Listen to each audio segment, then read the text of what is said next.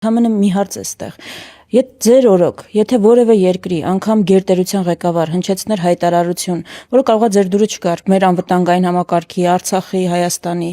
դա ձեր համար ազդակ կլիներ, որ վերջ դուք այդտեղ օգնություն չունեք, ավարտվել այդ հարցը, թե որ պետքա բացատրել, պետքա ԱԳՆ-ին, եթե պետքա հայտարարություն անել, եթե պետքա հակադարձել։ Ես գալիս եմ այն դրվագին, որ այդ ինչ ինքնիշխանության դրսևորում է, որ ասում են օրինակ, չգիտեմ, Ռուսաստանի նախագահը կլինի ԱՄՆ-ի այս հարցով այսինչ դիրքորոշումն է ասել, այդ դրա համար էլ մենք գնացել ենք այդ նույնը ասել ենք։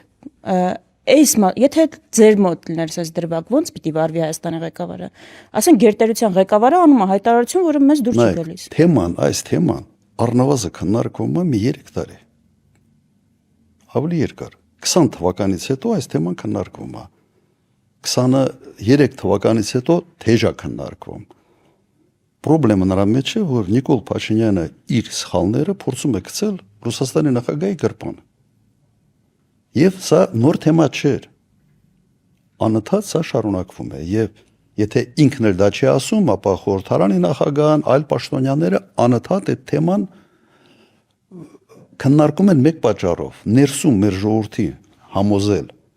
որ իրենք չեն մեղավորը պատերազմում պարտվելու իրենք չեն մեղավորը Ղարաբաղը ամբողջությամբ կորցնելու մեջ ամեղավոր Ռուսաստան մենք սա տեսնում ենք չէ ինչ կա չկա ինչ խնդիրներ են իրենք ունեն մեղավորները ուրիշ են հիմա մեղքը գցում են Ռուսաստանի վրա երբ մտածելով որ ռուսները դա չեն հետևում ռուսները դրա մասին չգիտեն, ես չգիտեմ ոնց։ Դու եթե ներքին սպառման համար թեմաներ ես քննարկում եւ այդ թեման ուղղակի կպնում է այլ երկրի հատկապես գերպետության շահերին, դու պետք է մտածես, որ մենակ քո ընտրազանգվածը չի քեզ լսում։ Քեզ լսում են նաեւ ուրիշները։ Սա ուղղակի անպարկեշտության ինչ որ դրսևորում է։ Եթե իսկապես փորձում է Ռուսաստանի գրպանը գցել այն, ինչ կատարվել է ուղիղ